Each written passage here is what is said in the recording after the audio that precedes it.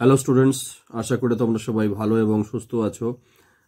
আজকের তোমাদের class 9 lesson 1 exercise 7।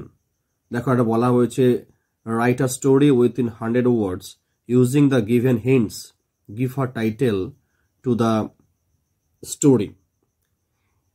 100 শব্দের মধ্যে একটি গল্প লিখতে বলা হয়েছে নিম্নলিখিত হিন্টসগুলো কাজে লাগিয়ে, এবং সেই গল্পের একটা টাইটেলও দেওয়ার কথা বলা হয়েছে। এটা কি? এটা হচ্ছে একটা এডুকেশনাল এক্সকারশন, শিক্ষামূলক ভ্রমণ।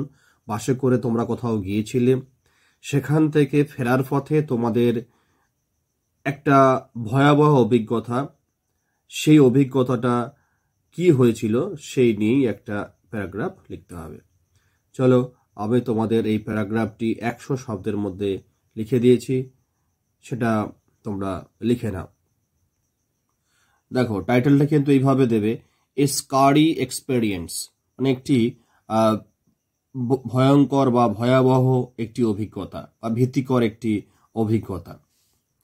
তারপর কিভাবে শুরু করবে দেখো, লাস্ট ইয়ার, গত বছর, on behalf of our school, আমাদের স্কুলের পক্ষ থেকে, an educational excursion to Murshidabad by bus, একটি শিক্ষামূলক ভ্রমণ মুর্শিদাবাদে হয়েছিল বাসে করে, ওয়াজ অ্যারেঞ্জড, আয়োজন করা হয়েছিল। মানে কি, আমাদের স্কুলের পক্ষ থেকে বাসে করে মুর্শিদাবাদে একটি শিক্ষামূলক ভ্রমণের আয়োজন করা হয়েছিল। I took part in that excursion, ওই ভ্রমণে আমি অংশগ্রহণ করেছিলাম। টুক পার্ট মিনস হচ্ছে পার্টিসিপেট করা, অংশগ্রহণ করা। But the returning journey was unforgettable, কিন্তু সেই ফিরে আসার যাত্রাটা ছিল অবিস্মরণীয়।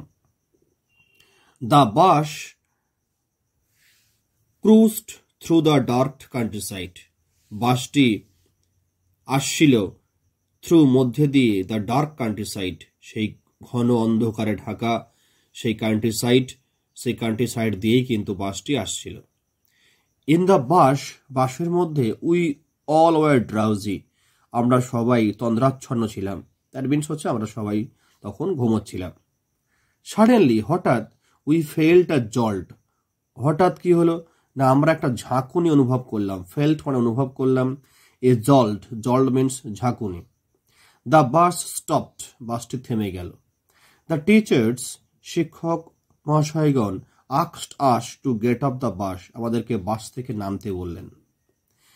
The tyres of the bus were punctured, বাসের টায়ার কি হয়ে গিয়েছিল? পাংচার হয়ে গিয়েছিল। উই ওয়েটেড, আমরা অপেক্ষা করেছিলাম, আন্ডার এ ট্রি, রাস্তার ধারে একটি গাছের নিচে আমরা অপেক্ষা করছিলাম। দেয়ার ওয়াজ ডেন্স সাইলেন্স, সেখানে ছিল গভীর নীরবতা। ডেন্স সাইলেন্স, গভীর নীরবতা। ইট ওয়াজ আ লোনলি প্লেস, এটা ছিল একটা নির্জন জায়গা। Eerie silence replaced our excitement, একটা ভয়াবহ নীরবতা আমাদের উত্তেজনাকে থামিয়ে দিয়েছিল। Every rustle in the bushes sent chills down our spine,